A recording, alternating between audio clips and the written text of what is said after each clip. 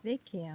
Žiemą, jeigu prisimenate šią gėlytę, rodžiau, kaip aš apgenėjau hortenziją. Dar kai sniegas buvo ir pasižiūrėkite, kaip gražiai jie auga. Kokie irgi čia stiebai yra stori. Ir ką aš dar pasižiūrėsiu. Ai, tiesa, dar noriu jums vidų parodyti.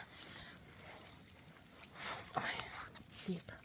Va, pasižiūrėkit, va, matot, kaip čia gražiai ir va, ir naujų išleido, ir kaip paliekat vėlgi mažiau ar ne tų ūgliukų, pasižiūrėkit, kokie jie auga tvirti ir storumo kokio. Va, jau dar nepirštom, bet va, koks grožis, pasižiūrėkit, matot.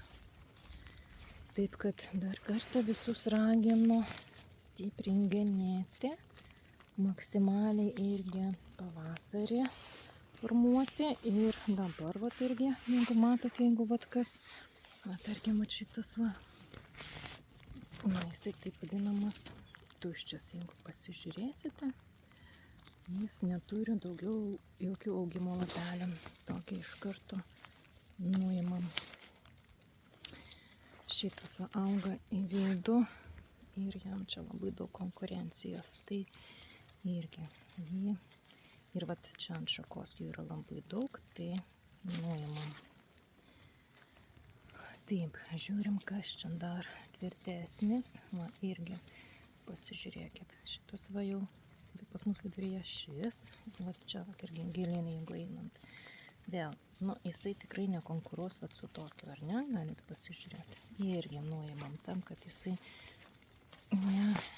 imtų jėgų iš pagrindinio krūmo. Čia va irgi pasižiūrėkit, va, matot, viršuje yra tvirti, dideli, o šitas va auga apačioje mažiukas. Nuimam.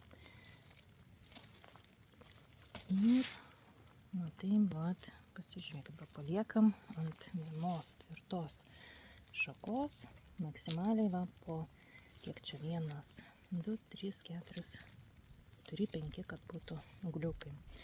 Ir tuomet pasižiūrėkit, kokie bus tvirtos jūsų šakos, na, pasižiūrėkit, koks grožis.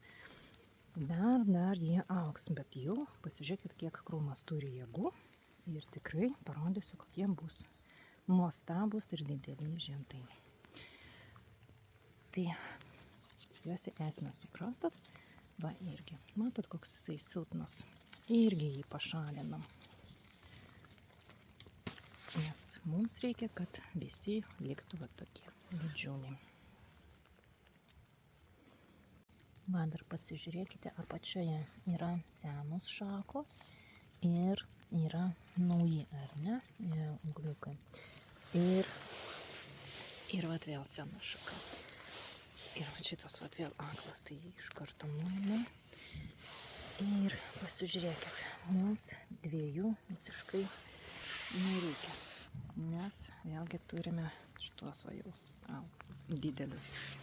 Tai iš šitų 2 vieną irgi iš karto nuimam, paliekame šitą va didesnį ir kur labiau toliau nutolęs nuo tos senos pagrindinės šakos.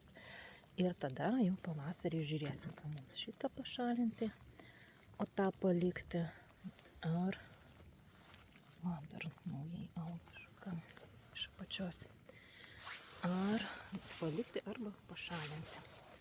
Dar va, žiūrėkit, irgi pavyzdys. Va. Čia va, yra didelis jau ūgliukas, viršuje jau yra tvirti dideli, o šitas, kaip čia parodyti, va, matot, jisai viduje, jo net nesimato. Tai vadinasi, nei saulės jis gaus, nu jisai jau dabar negauna, dėl to jisai va, toks mažas plonas, palyginus, va, pasižiūrėkit su tais va kitais. Taip. Dar žiūrim, va, irgi iš kito šono jums parodysiu. Taip, oi, dingo čia fokusas.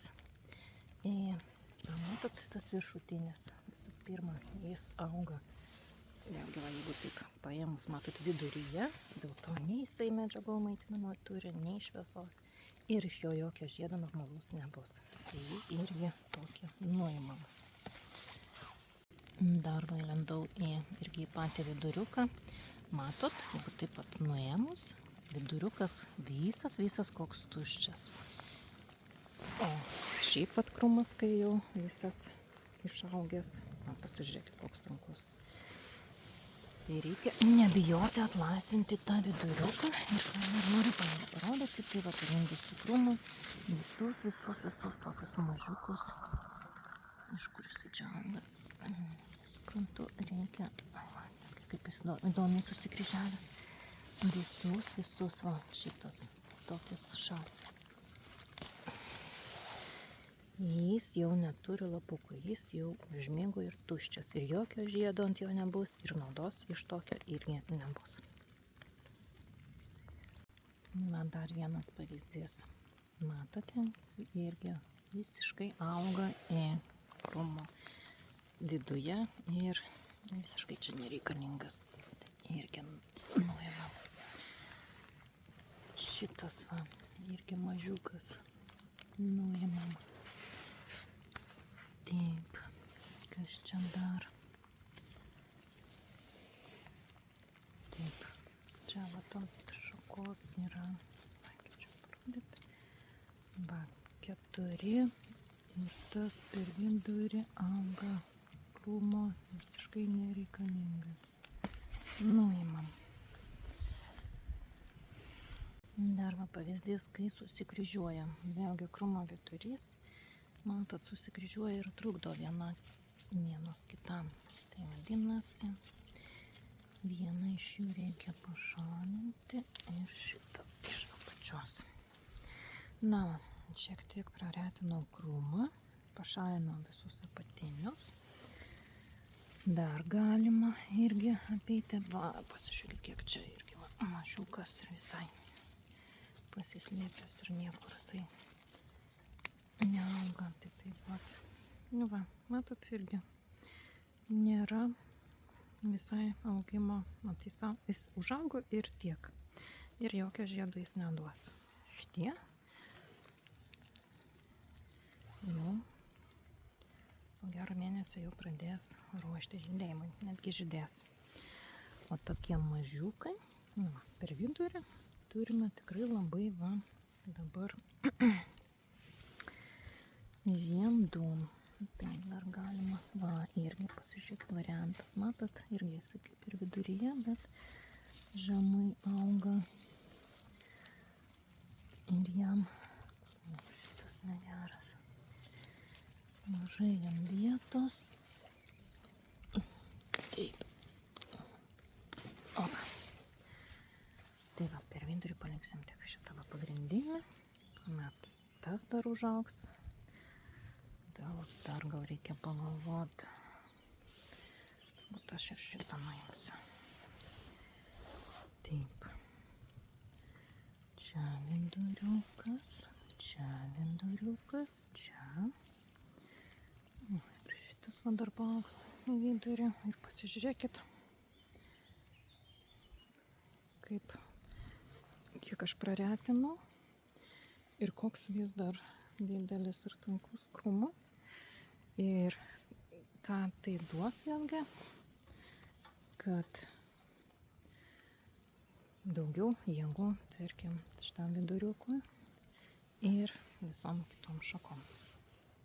Nu, tikiuosi buvo naudinga.